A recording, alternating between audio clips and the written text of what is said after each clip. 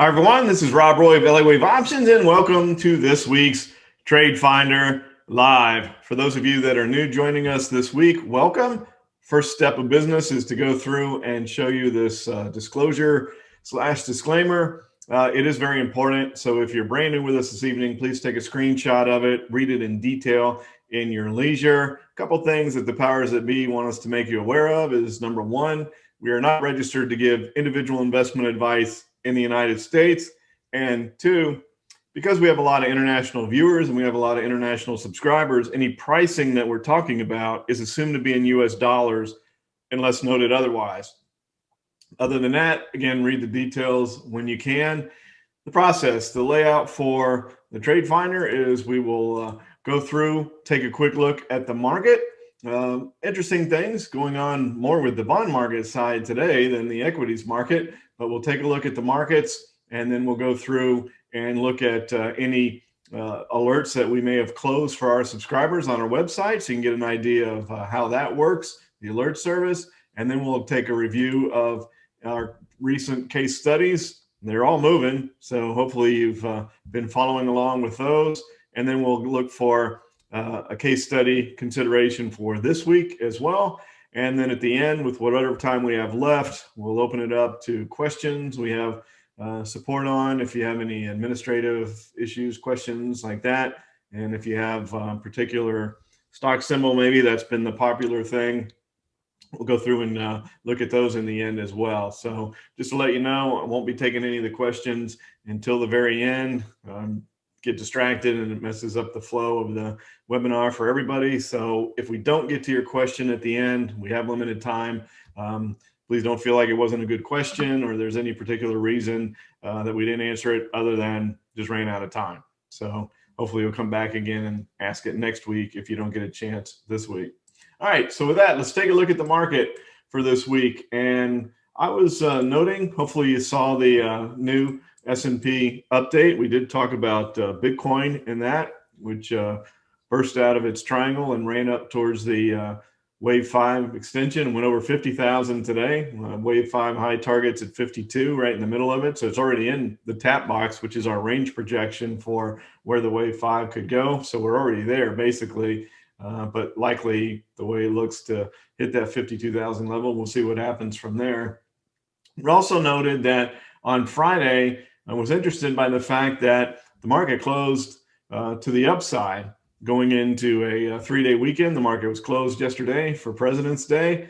So I was a bit surprised with Friday. In the past, when we've had a Friday with a Monday holiday, the traders have squared off positions. And towards the end of the day on Friday, we moved to the downside and finished lower on the day. But they rallied it right to the close on Friday. And then the futures were up overnight, and then those yields started moving. And when the yields started moving, the markets got just a little bit squirrely. And we'll take a look at the 10-year yield. In fact, I'll just go ahead and pull it up now on the TNX, and we'll come back to the S&P.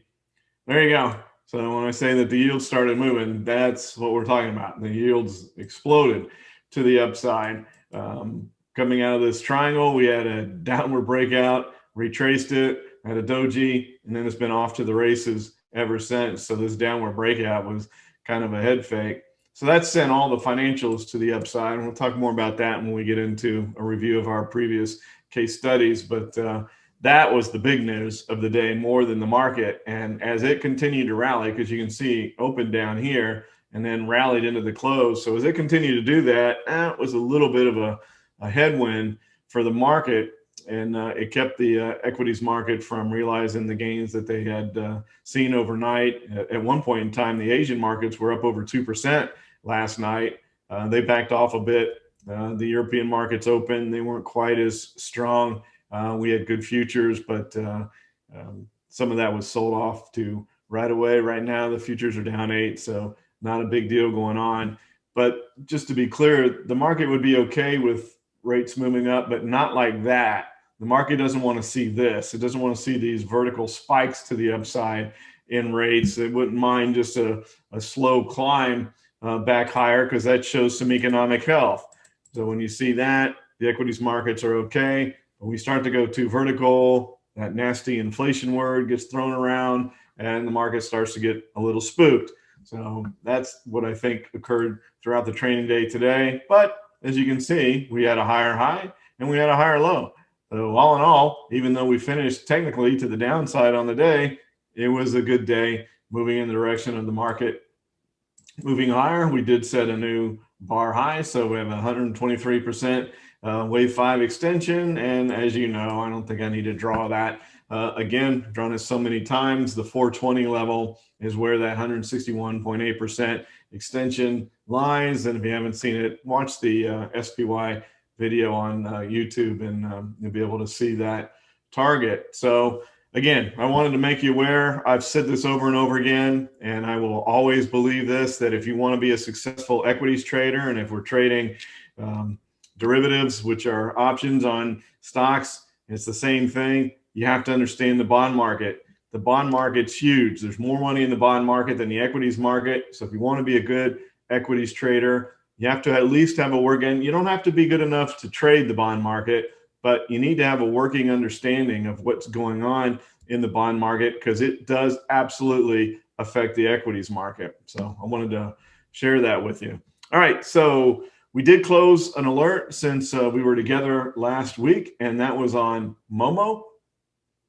So I'll show you here, second time that we've traded this, moved to the upside here. Our entry was on the 26th of January. You can see here was the chart.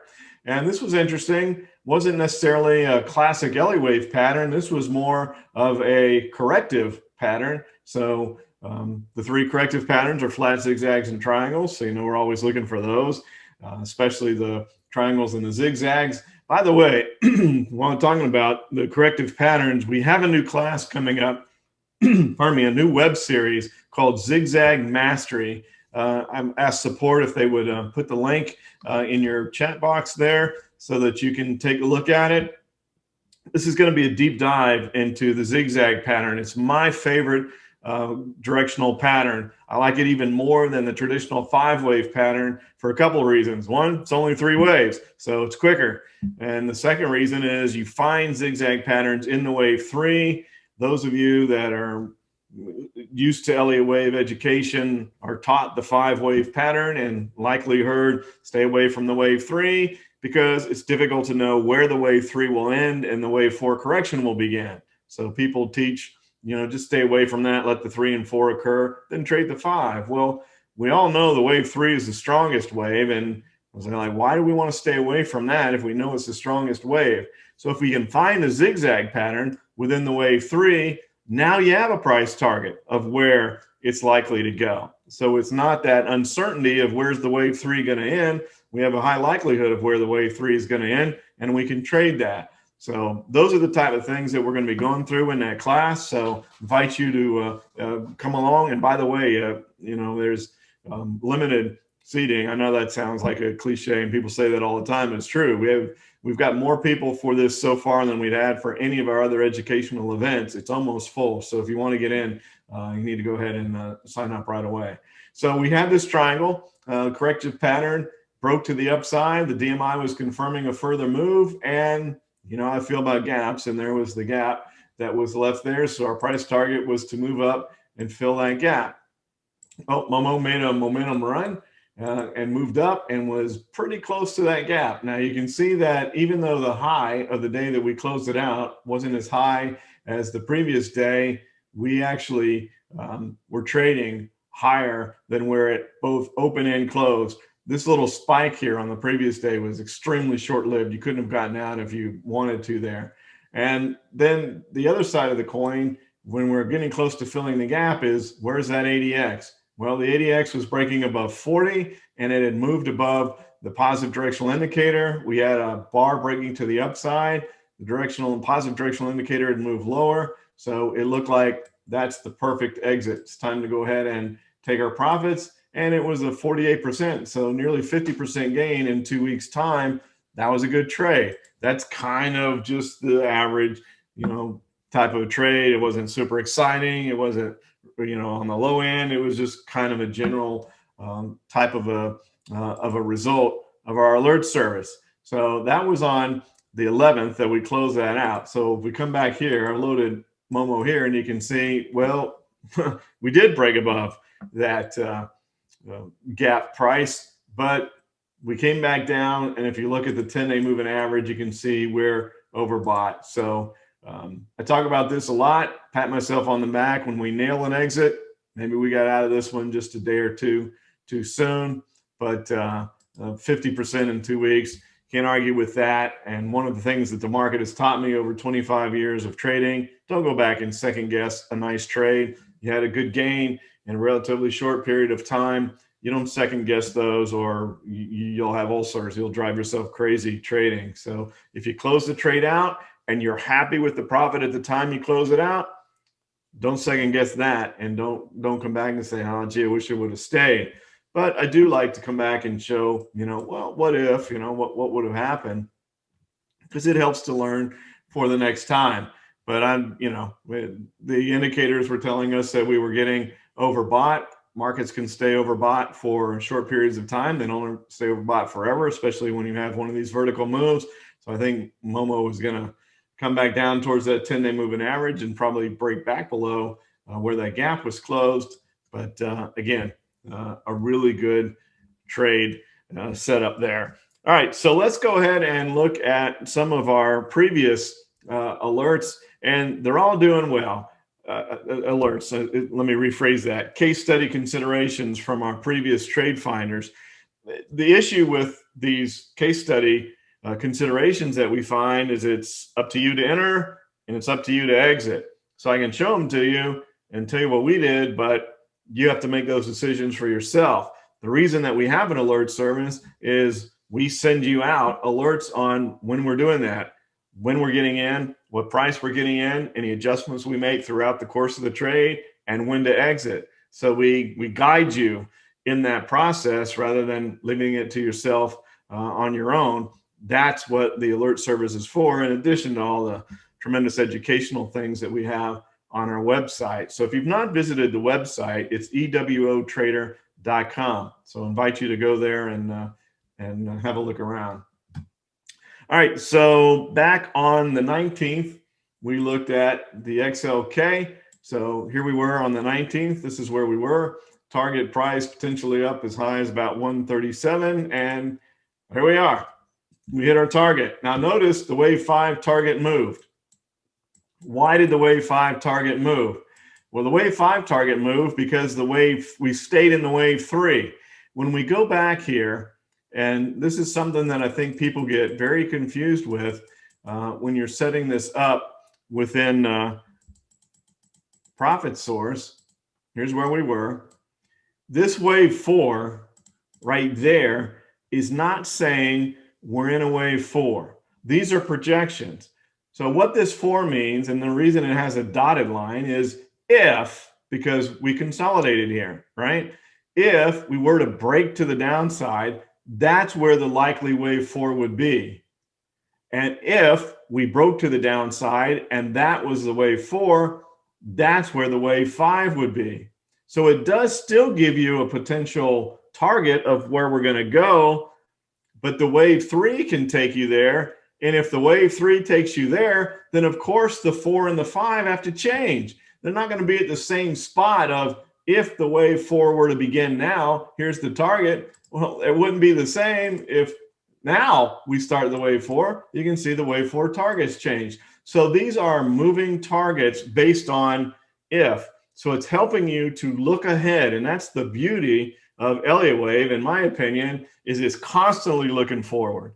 And if something changes and something violates a pattern, it still looks forward. It says, okay, that pattern failed. What's the next likely pattern? And I think the greatest thing about Elliott Wave is not all those wonderful target things. It's that if a pattern fails, then the next setup has an even higher probability of success than the previous one, because it works. It's just percentages, right? Probabilities. It works such a high percentage of the time that if you have one that fails, because it's not 100%, there will be patterns that don't work and fail, just like anything else. But if you have one that fails and then it relabels and sets up the next one, because you are in that smaller number of patterns that fail, the probabilities just went up that the next one will hit its target. So it allows for adjustments, and we do a lot of adjustments at Elliott Wave Options, and there's no reason not to with that scenario in mind. So the principle is we're always looking forward here, and these are projections. So they're going to move, like in this case, the wave 3 moved. You can see we are really climbing here. So just boom, right up there. If you've heard me before, you know, I prefer this, the 45-degree angle moves, because when they correct, the corrections tend not to be as severe. When it starts to go vertical, and granted, this is not vertical, but you can see it's a higher angle than where we were before. We had the 45-degree working, and now we've started going a bit more vertical. That's when I start to get nervous on when's that wave 4 actually going to begin. Are we going to get all the way up to this target? Well, remember, we already hit the first target for the wave 5 because the wave 3 is extended so long. And then we look at the DMI, and the DMI is like, whatever. We don't care about this move. The positive directional indicators on top showing you that the buyers are in control, but that ADX is still hovering down around 12. So this could be a long-term move to the upside, or the ADX may be telling you, we don't have any faith in this move, and we need that wave 4 correction before we go higher. So this is where you start to get to the point of how greedy do you want to be? And you have to answer that for yourself. I rely a lot on our confirming indicators when we get to a situation like this where we've hit our price target. Could we go higher? Do we want to get out? You know, the ADX is not showing that there was a great deal of strength to this upward move. In fact, for the first part of it, the ADX was going down. It's only started to turn up. Point being, that's not a super strong move. Now, often impulse moves start weak. That's a very common thing that occurs in Elliott Wave. You have a weak impulse move, and then everybody starts to come in and pile in, and then the strength comes, and then the rest of the impulse becomes stronger. But initially, not always. Sometimes the first impulse is very strong, but this is not unusual at all to have a weak move. So it's made a pretty good run considering it doesn't have a supporting ADX yet. So as I said, with the ADX down here around 10 and curling to the upside, there could be a heck of a long way for this to run, or we may be ready to start the wave 4. It's going to be interesting to see how that plays out. All right, the following week on the 26th, here we were with DCI. This was the setup here. And then, boom, that's where we are now. Open higher today, close to the downside, and kind of the same thing that occurred last week. So same bar that was on Tuesday. At what point do you want to take your gains here? And I just encourage you not to be greedy. With MDC, which was on the 2nd of February, we talked about this last week. We've already closed this one out. But what I wanted to show you, and the reason I brought this chart up, is look what happened today. So talking about, you know, the exits where we could have stayed longer on Momo, but then when you look at this one, you're like, all right, that was pretty good. That was a pretty good exit considering we had a 5+% move to the downside today. So we did pretty well on that one, on getting out. So I don't know if anybody's still in that. If you are, why? But we closed it out and we hit that one pretty well. Last week, we looked at 2. We added 2 on the list. We kind of did a bonus one. So here was big lots. Hopefully you followed this one, because watch what happened here. Boom. Straight up. Kind of looks like that XLK, doesn't it? Just kind of that straight vertical move, which, again, I don't like it when they start to go vertically up like that. It's only a matter of time till they come back. We look at the 10-day moving average. We're getting a little bit overbought here. Not a super lot, but a little bit. So, you know, how long do you want to stay in this? So last week we were at 60, and now we're at 66. So it's had an 11% move, 10% move. So at some point you have to start to look to take gains. That's a pretty good move in 1 week's time. And then the other one that we had was PFG. Now that was because this one was a financial stock, and you saw what happened with the 10-day moving average today. And you look at this, it's just kind of, yeah, it made a new wave 5 high, but it hasn't moved significantly to the upside from here. It just kind of moved a little bit higher. We were looking at this and in trying to create alerts for our subscribers out of the impulse search, and I'll show you that in a minute. There were 7 results, 5 of which were financials. But when I was looking through them, there wasn't a good options trade. Remember, when you're trading options, the chart pattern, the technical pattern is important, but so is the option setup. And whether or not the spreads were too wide, the liquidity was too low, the IV was too high, you couldn't create a good spread because the bid-ask spreads were too wide. You can't create a vertical spread when you have wide bid-ask spreads because you're giving away too much in slippage. So all those things come into play, whether the options are cheap or expensive, etc. And none of them had a good setup. So we looked at, well, let's just do the sector, which is the XLF. That's the financial sector. And that's worked out extremely well. That's where we are today. We're at an 80% gain in this position today and was very close to taking that off with the 80%. Chose not to, and I'll tell you why, because there was a higher print overnight. And this is just something that I've noticed over time. It doesn't matter, right? Unless you're trading in the overnight markets or the pre-markets. What happens? You can't trade options in those markets. You can only trade the stock or the equities. So it doesn't help on the options until you get during the day. It had pulled back down by the open. Still had a nice day, obviously. But usually when you get a print like that, overnight, pre-market, you're actually going to see that print in a trading day at some point. So that played a factor into why, all right, well, let's give it an opportunity to hit that print that it made in the after hours market. And then when you look at the DMI, it's kind of just getting started. This looks really good. Good support from the positive directional indicator with that move to the upside, and with this move to the downside here in the negative directional indicator. So that's what you want to see. The ADX is turning up. Boy, there's nothing in that DMI that makes you want to turn and get rid of it yet. And then even looking at the CCI, which is our really, pardon me, our really short-term indicator, there's plenty of room there too for a continued move higher. So getting out is as important as getting in. Sorry. One moment.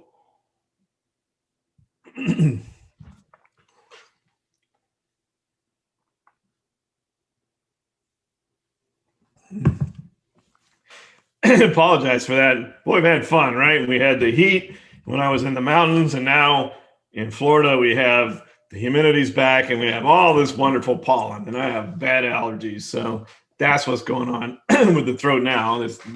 We're in the 80s, so the heat's not on. But the pollen is like, it's just a yellowish dust that covers everything in the springtime in Florida. So anyway, I apologize for that. The CCI, plenty of room to move back to the upside. So my point is, there really wasn't a signal from our confirming indicators to go ahead and take the gain. But when you start approaching an 80% profit, there is such a thing as a profit exit. So you can set up a trade with your technical trading plan and you can follow your confirming indicators. But there can be a point where you're like, I'm happy with that gain right now. Even if the indicators are saying it can go higher, I'm happy with it. I'm going to go ahead and take it off. That's what we were close to doing today. But we're going to give it a couple more days based on those indicators and the things that I've shared with you, and see if it doesn't go just a little bit higher from here. Especially when you look at that kind of a move in interest rates. even if they come back down a bit, you can see interest rates have been moving to the upside. It's very supportive of financials, especially banks. That spread, I talked about the 210 spread again in the SPY market update on YouTube. That's important because that's how banks make their money, the spread between short and long term. When those are compressed, tough for banks to make money. But when those spreads widen, that's when they make money. So when you see interest rates start to go up and you see the spreads widen, that's the ideal scenario for financials, specifically banks and banking type institutions, to make money when those things are occurring. So the fundamentals behind it are good here. But as I said, when you gap like that, the equities market starts to look and say, I don't know, what's going on here, and they get a little bit sketchy. So we'll see what rates do tomorrow. Futures are coming back just a little bit now, but that's the market. That's our updates. And if you've been watching these TradeFinders for, I don't know how long we've been doing them now, but a number of months, the track record is pretty darn good, as it is on ewotrader.com as well. All right, so let's look for a case study for tonight. And for those of you that may not have seen this before or new viewing us, we can go to pre-computed scans, and the good folks at ProfitSource created these searches. Here it says EWO bullish corrective, bullish impulse, and consolidating stocks. Basically, those are my parameters that I utilize to find the trade results that then are analyzed by Elliott, because these are all comprised of the list of confirming indicators. And if you haven't looked at it before, on our website, there's an educational video called TradeScan, web series, I should say. And each webinar goes through one of our indicators that we utilize in the set of confirming indicators. So it's that combination with all the different settings, and I've adjusted and tweaked a few of the settings, which is great. The ProfitSource allows you to do that. I keep them with the Fibonacci ratios, etc. And then once those results come out, which are the results of these searches, then we apply the Elliott wave pattern, the 5-wave pattern, to see, are we in a 3, are we in a 5? If we're in a 3, is there a zigzag? And then we can determine from there, does it warrant looking for options? And if it does, are there options available to create a trade so that we can send out an alert to our subscribers? That's the whole process. So you get the idea here, and the advantage of looking at what I look at every single day. These are updated for you every day. You can see the 16th, so they've already been updated for today.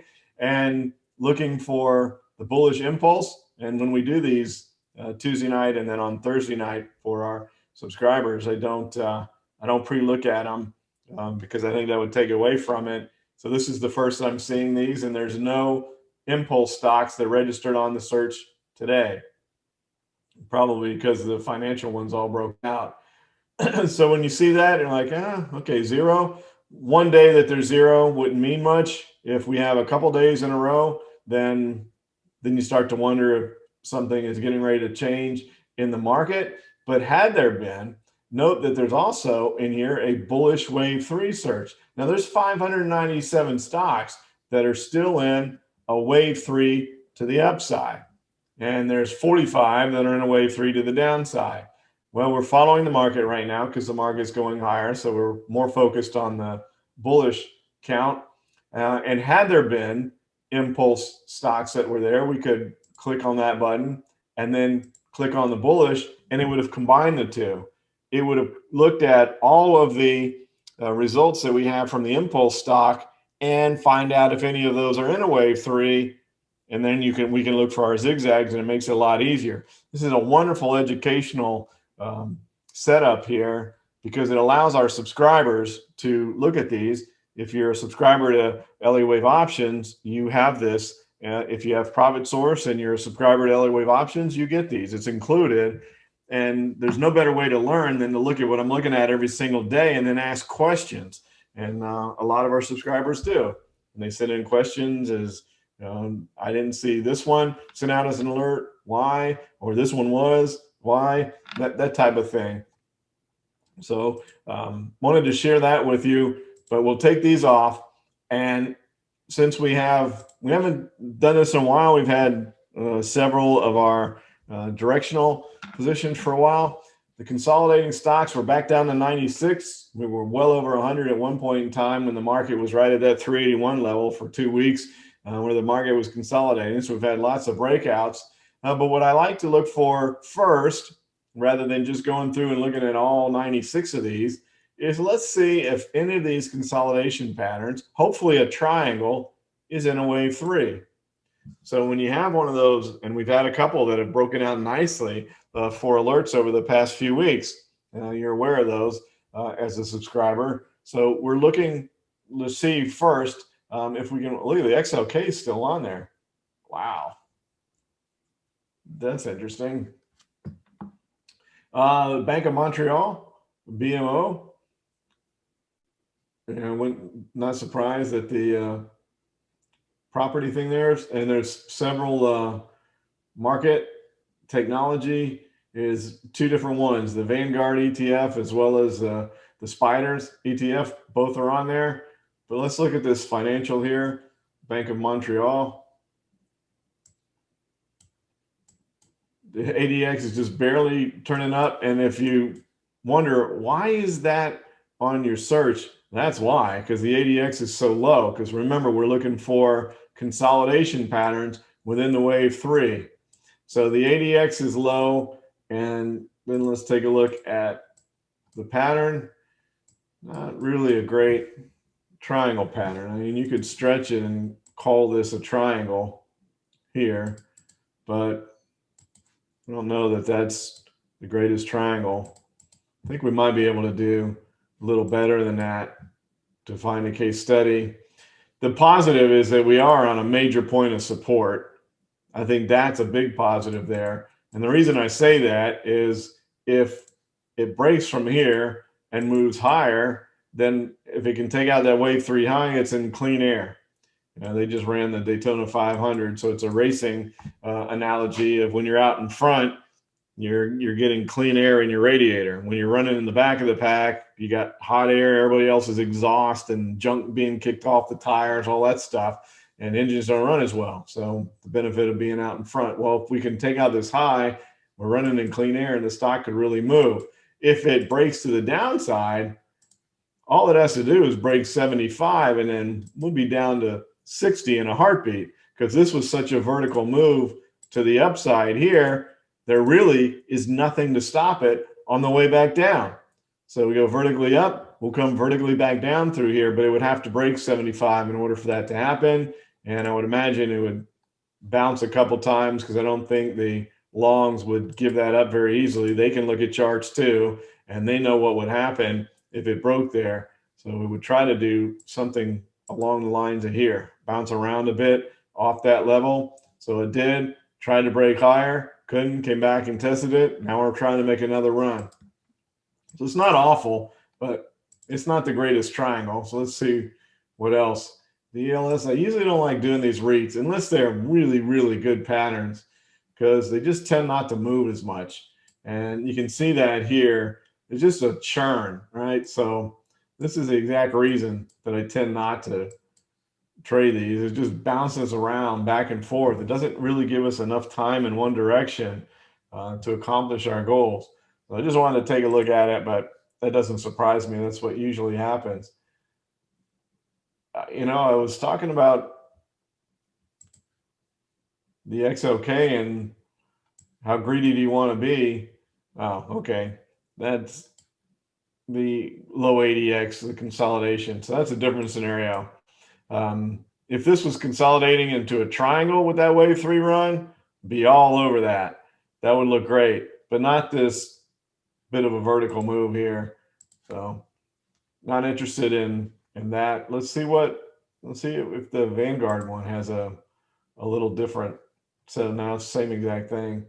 So they likely, Vanguard, the Spider, the charts are identical, so they likely own the same stocks.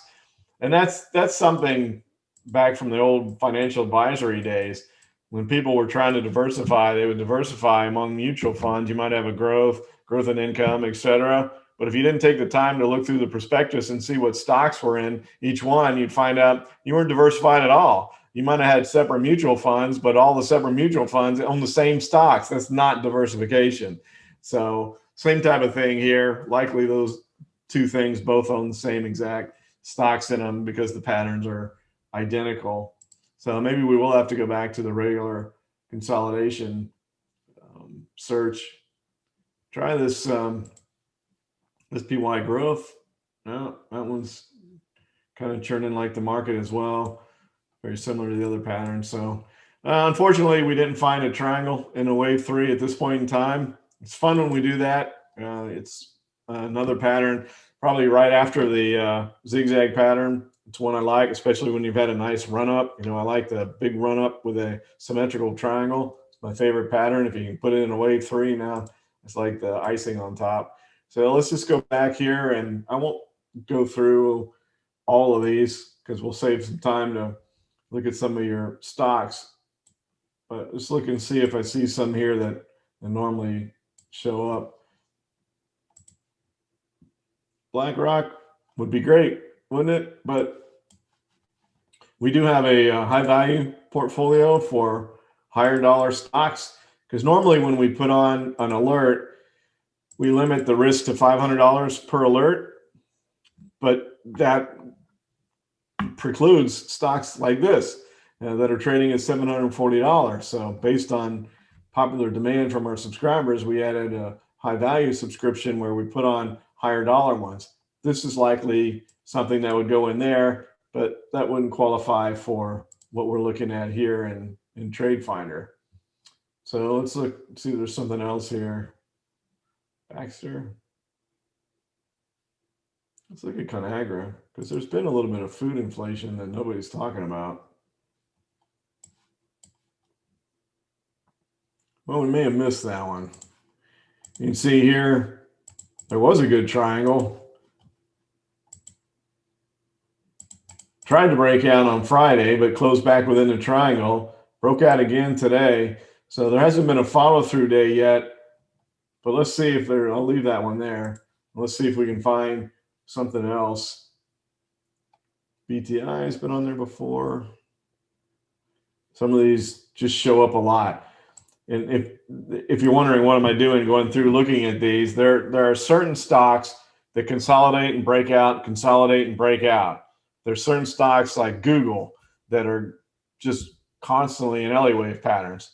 And then there's stocks that consolidate and break out, and so you just see the same names a lot. So that's what I'm looking for here. Let's see, energy, DTE. So we had a pretty good move here from the low to the high, and then we've got a decent triangle here.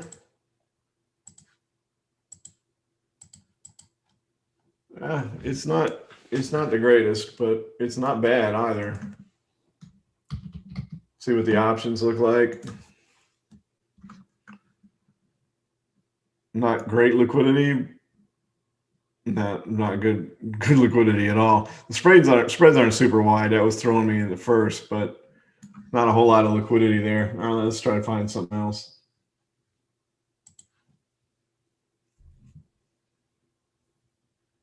Well, Facebook, right? Everybody's going to want to see that.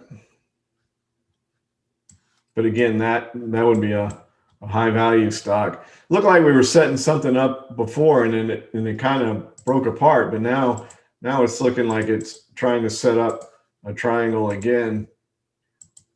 Let's see how low that ADX is.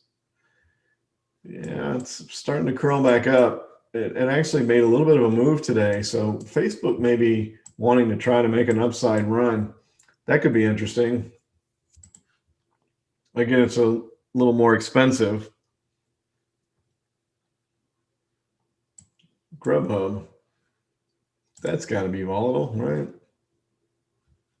Here we go. There's a stock that can move, and we are at massive support at 70. This could be the winner as long as there's options. I think there are.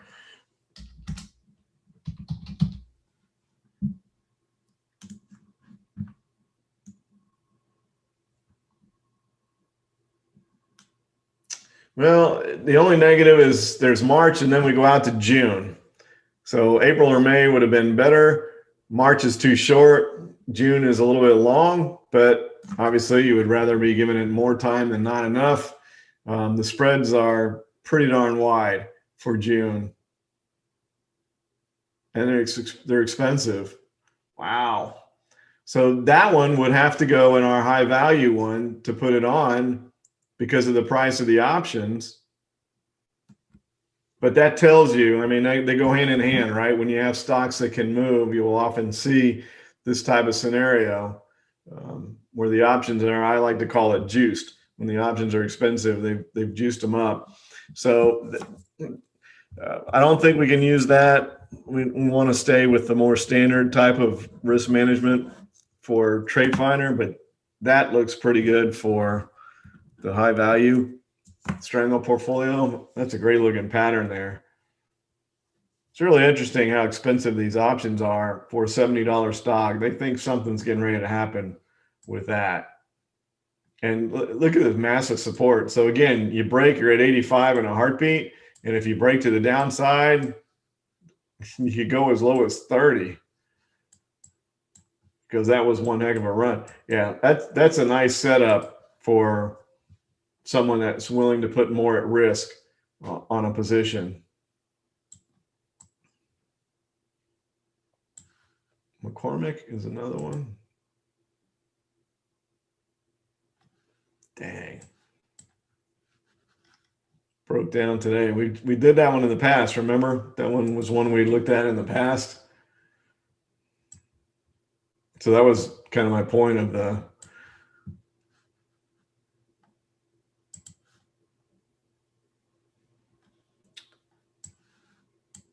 Peloton. Probably going to be too expensive again, though. Yeah, this is taking a little bit longer than I wanted it to. They do have April options. Yeah, we would have to go well out of the money to make this one work. Again, another one for the high value. Some good strangle setting up here. But let's stay away from those for this. We'll try a couple more. Walmart. Ryanair. Traded that one in the past. Stay with Walmart. All right, that's not bad.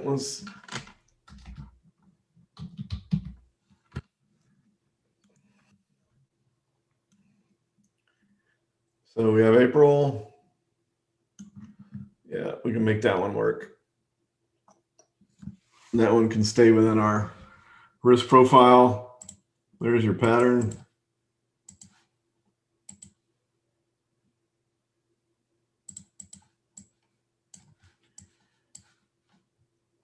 Kind of I call that the stair step pattern. When you go up, then you consolidate. So it's a little different consolidation than these triangles. Then you go up. And this one came back down for consolidated. So it's doing this kind of stair step process higher. But now we have a pretty good series of lower highs and higher lows. The ADX has been under 13 and starting to turn back to the upside. To stay within the risk profile, that's the best looking one. So let's put that on there. We haven't had, again, as I said, a strangle for a while. So let's do that. Walmart.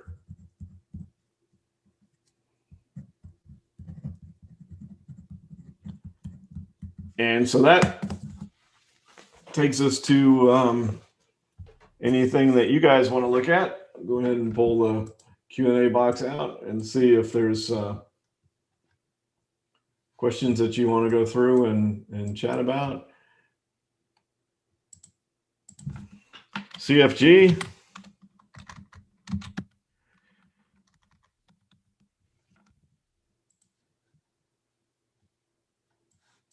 All the financials are the PFG didn't, but most of them should show this kind of a blip today. with that move in interest rates. So it's a breakout. When we've been in this one in the past, so turn back to the upside here. Didn't get as low as I would have liked on the ADX, but it does look like it's turning to run again. The two directional indicators are good, as we looked at with the XLF. So target price would be around 48. I mean, I think we're going to find a lot of financials that look good. Silver, gold and silver's reaction was interesting today with the move to the upside in rates. You can see that silver just kind of hung in there, as I've been talking about for a while. And then when you look at gold, silver's in a really nice triangle. We're going to be sending that out an alert for our subscribers probably tomorrow. But look what happened with gold. Gold broke to the downside. So silver is definitely outperforming gold. I've been talking to you about that for quite a while. Noticed it a long time ago. Don't really understand why, but other than silver is more tied to the market as far as silver being in a lot of electronics and stuff. But breaking below 170 was a big deal today out of gold, because that was the secondary support, this main line at 175 they've been talking about for a while. And if that doesn't turn around and get back above that line like tomorrow, we could see an even lower move in gold all the way down to this area here, down around 160. So tomorrow's going to be a key day for gold. But the question was on silver, and silver is in a really nice ascending triangle pattern for potential move higher.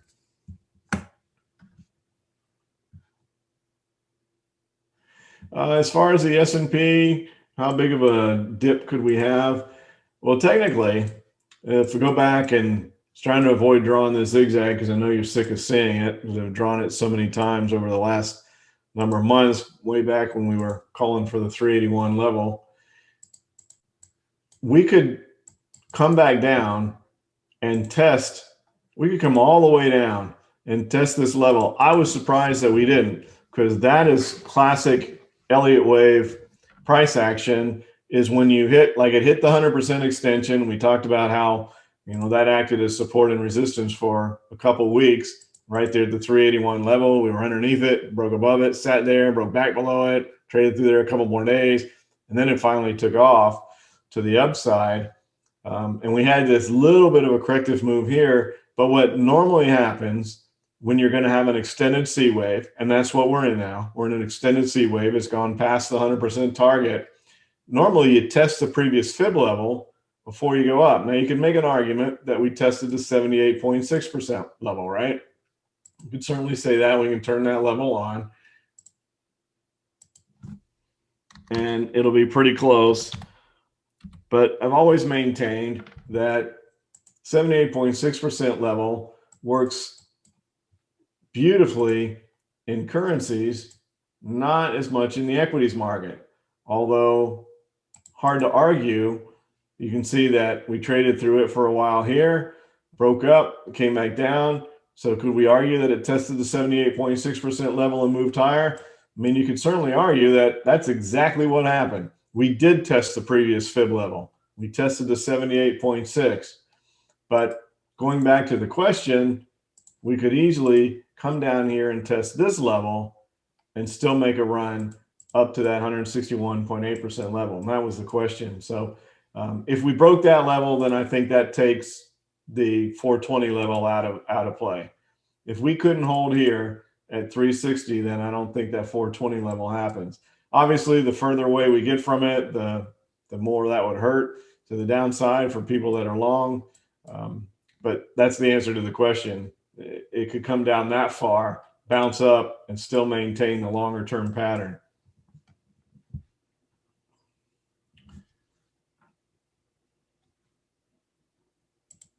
All right, podcast. We can do the rest of those on Thursday night. I'll give you one tonight. CRSP.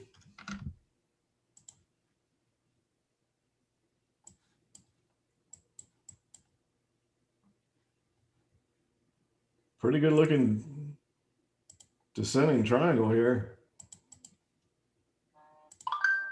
Really nice descending triangle, and could break to the upside from here. What do the options look like on here? Turn on the Elliott wave pattern, and boy, the wave 4 is right at 38%. Man, that's a good setup. That's a good one, Poncash. That's a really nice looking setup.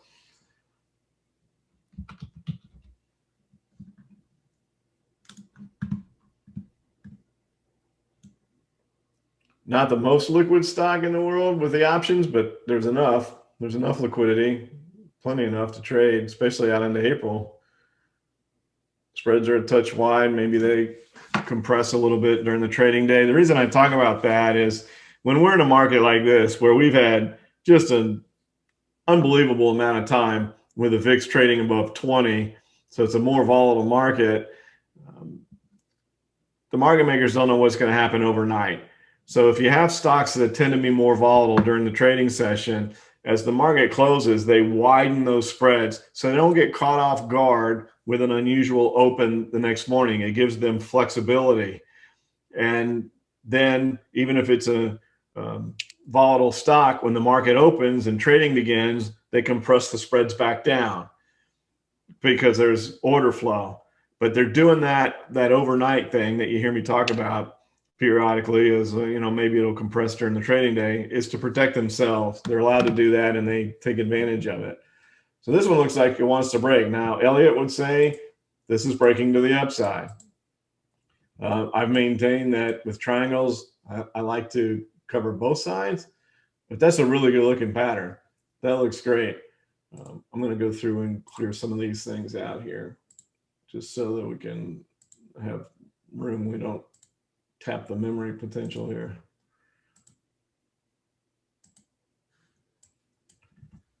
All right. PLTR. We were in that one before. And this time it broke to the downside out of the triangle.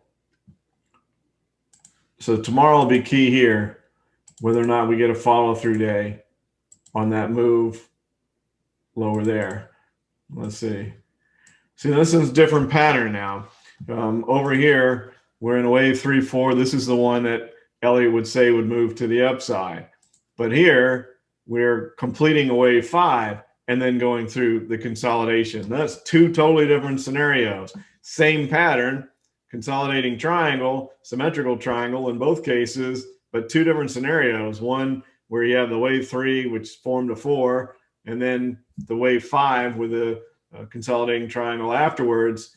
Now, if this gets follow through tomorrow, then it's coming down here. It'll retest that 4 if there's a follow through day tomorrow. That's what's supposed to happen. And we had ugly day today. Was it earnings? What happened today?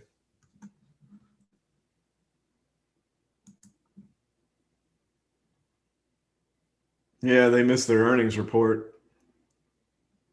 That's what happened. Yeah, they were supposed to make 2 cents and they lost 8. So yeah, we're in one of those markets where if you miss, then you get spanked pretty good. MAC.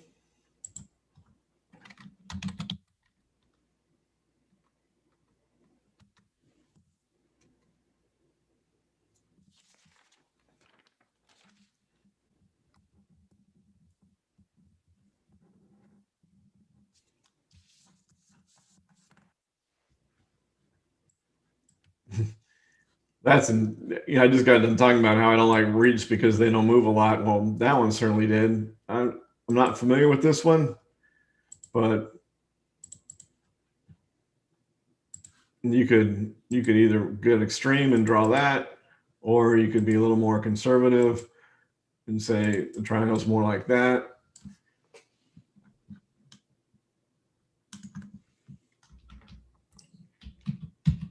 If interest rates, I actually mentioned this in that market update, if you haven't looked at it, the fact that if interest rates continue to climb, we were looking at the 10 and the 30, is that going to stall the housing market?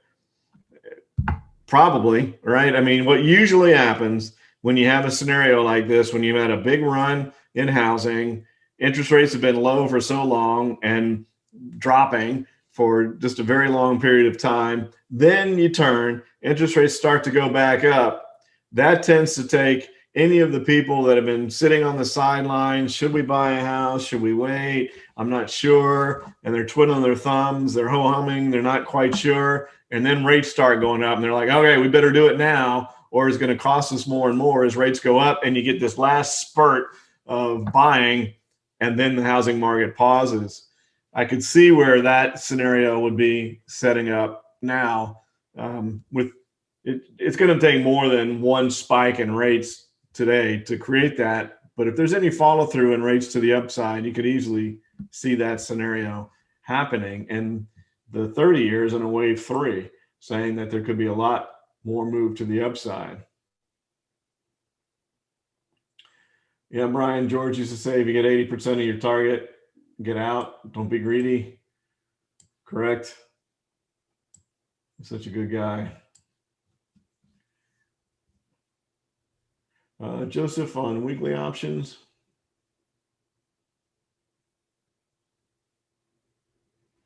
Yeah, so that's a good point that you make. That basically what I was reading was Joseph made more of a comment than a question, is that if you add in the filter of stock having to have weekly options, the more liquid option trading vehicles, the stocks with more liquid options, I was trying to say, a lot of them have weeklies because people are trading weeklies. You know, it's just like we want the instant gratification. So more and more and more have weekly options. So his point was that if you add in the filter of must have weekly options as well, you get away from those thinly traded ones that don't have a lot of liquidity, spreads are too wide, etc. Very good point. Marco, IMB out to June.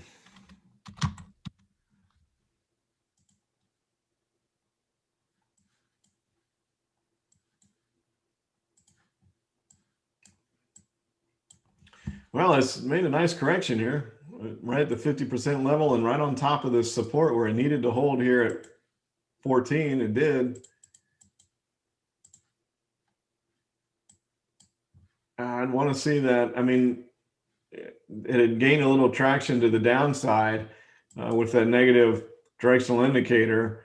The positive has recrossed back over, but today it wasn't super excited. Would like to see some more follow through with that positive directional indicator, understanding that the ADX will take time to turn because it was reacting to this downward move. It's again like moving a big ship in the ocean, but these directional indicators are quite responsive, and CCI is coming from well below up to zero, moving higher, plenty of room to move to the upside there. So you could be in early stages of that one continuing higher. I'm not sure you're gonna have to wait all the way to June, but yeah, that would be plenty of time based on the setup there. It looks pretty good. Twitter.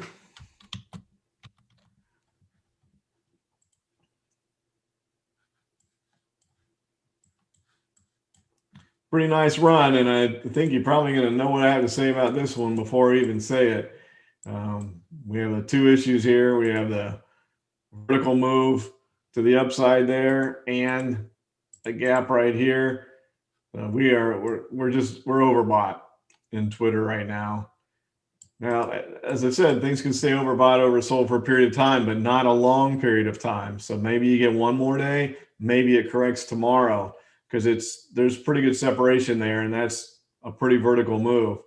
The ADX is above 40, still looks really strong, and it's still inside the positive directional indicator. So we could extend even further on the DMI with that scenario, but maybe after a pause, I would think if you got one more good vertical day out of it before it corrected, that would be hard not to take a gain and wait for it to correct a bit.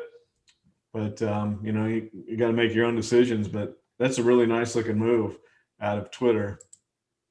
Good setup. Apple.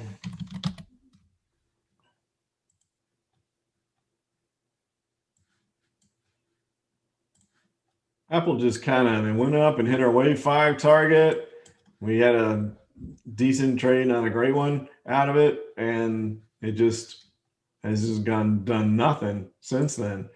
It's consolidating. It's not quite my launchpad effect because it's kind of a half circle there, half moon. But the key here is as long as Apple stays above this level at 130, you have to look at it from a bullish standpoint and just waiting for people to come in and give it another run. The ADX is starting to curl up a bit here. No real excitement out of that negative directional indicator. Does it need to test 130 before it goes higher? I guess we'll wait and see, but it doesn't have to. Looks like it's just going through a pause here and waiting to get ready to take off to the next level. DCO.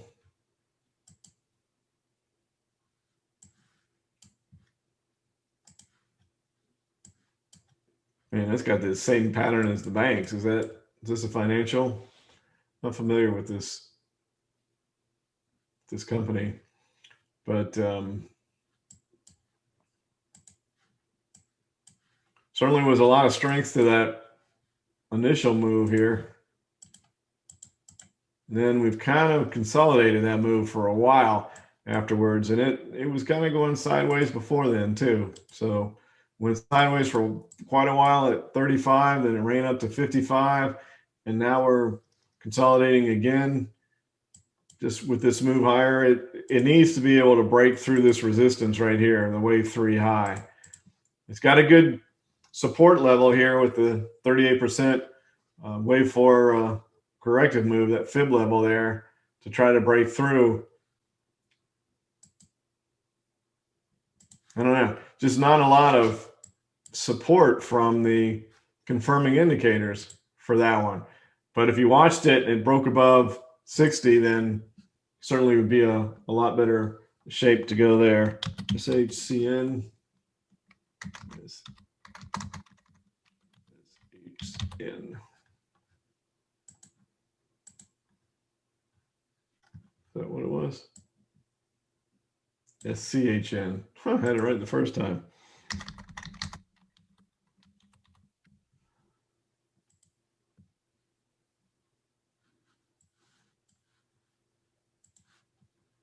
Really good wave 3, needed to correct. It did.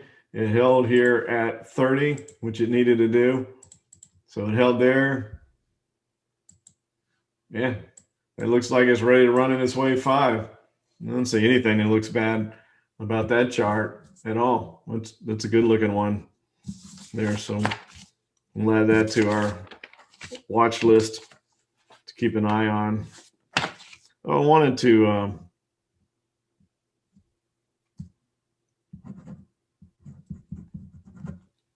show this one. We had this one on our watch list. Somebody asked about this one, VIAC, in the past.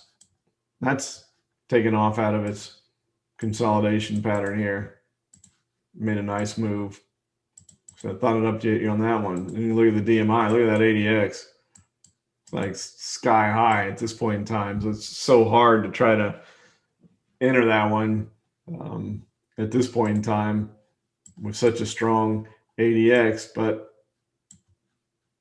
if that positive directional indicator can move outside it again, that would be interesting. But that's great looking chart, but hard to justify getting in now. Fox.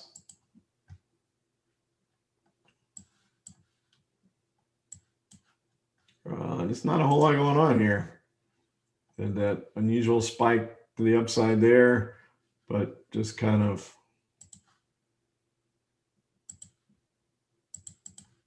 a little bit of a triangle. The issue here, it's got an ascending triangle, but it's only 2 points wide.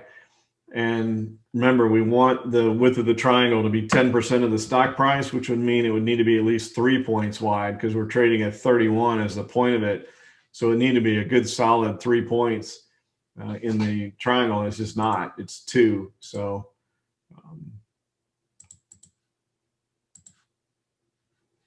If the ADX could curl up, you might have something working. If you broke above that wave 3, maybe it goes and tries that wave 5 again and runs, but it would need to break above that 31 level first. CVNA.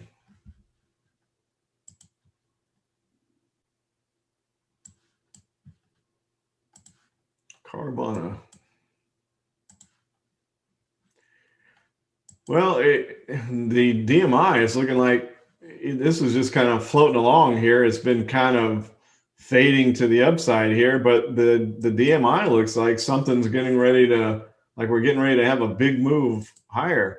Looks like something's building there. It's at a point here of resistance, which makes sense because it's 300. We talk about those big round numbers all the time, acting as magnets to pull the stocks there. So it's been there for a couple months, 3 months, but it looks like maybe it's getting ready to try to challenge that and blow through there. That's a really good looking building DMI. So let's see how that one plays out over the next couple of weeks. We'll put that on there.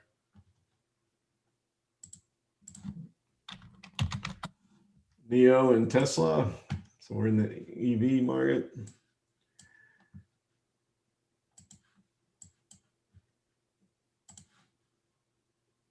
So NIO is consolidating following its wave 5. I forget what that other stock we were looking at was, but it's just doing this normal thing. You complete a wave 5 pattern, it goes through consolidation. It's exactly what it's supposed to do in the Elliott wave pattern. The ADX is building to the upside here, and there's still separation between the two directional indicators. It looks like a positive resolution to the upside out of this triangle. You would want to be cautious of the downside as well right now, however, because the triangle's following the wave 5. Tesla.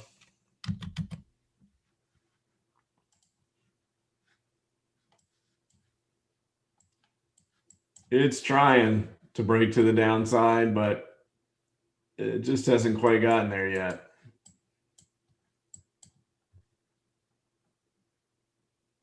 You can see where we are here, which is really not a strong point of support because it wasn't support over here at all. That was such a vertical run. And then right here, we came down here and it found support there on the 29th, which is when we were having that little bit of a correction in the market. Came back up, filled that gap. See how the gap got filled? So we talk about it all the time. Right there. So we filled the gap. Now we're working our way back down. So because it was able to find support there, you have to look at that as another potential support area. But if it breaks that level there at 780, there's the potential of a big downward move in Tesla. It could really come all the way down here. Now it has to break that level first with a confirmation day. So it needs 2 days below that level. But any institutions that are long are going to fight this. Because again, I'm not the only one that can look at charts. All those money managers have technical trading desks too, investment firms, and they know that there's just no support for this stock if it breaks below that level. So they're going to try to hold it there. It's just going to be interesting to see how it comes out.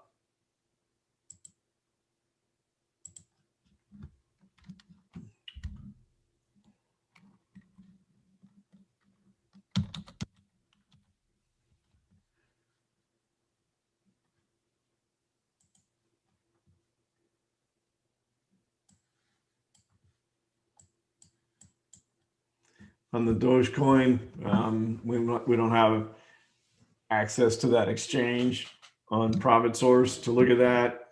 5 cents. So just be cautious on that. Trade with caution when you're dealing there. I know that Elon Musk made a comment about that, but a lot of people think he was just trolling. So FIVN 59, great looking triangle here.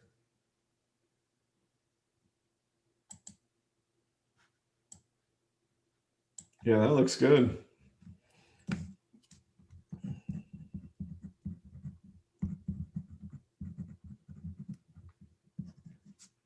Keep an eye on that one too.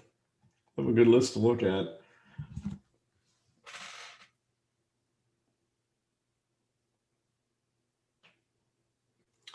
Carrie, does a steep drop have the same characteristic to rise quickly as a 45-degree up? Well, the 45-degree up is the one that tends not to correct hard. It's more of the 90-degree up that corrects hard. But I think I understand the question is, when you have a vertical drop, does it bounce right back? Usually what will happen is it'll bounce back up and then it'll consolidate a bit before it runs. It doesn't necessarily come down and bounce all the way back to the upside. So it either, one of two things usually happens. You get a big drop and it consolidates, does that launch pad effect, and then takes back off if it's a good fundamentally sound stock, or it bounces right back up and then does some backing and filling and consolidates at a higher price before it makes its run. So usually just takes a little time to kind of lick its wounds a little bit from the move down.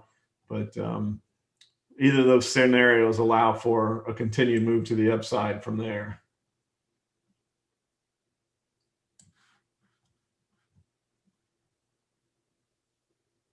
You're right, Ray. There is an awful lot of talk about paper and actual silver. A lot of chatter about the fact that there's nowhere near as much actual silver as there are paper claims on it.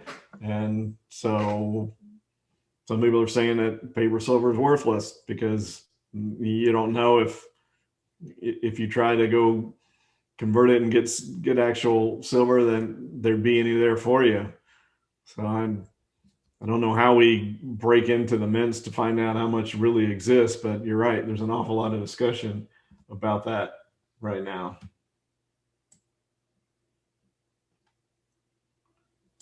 ADI. I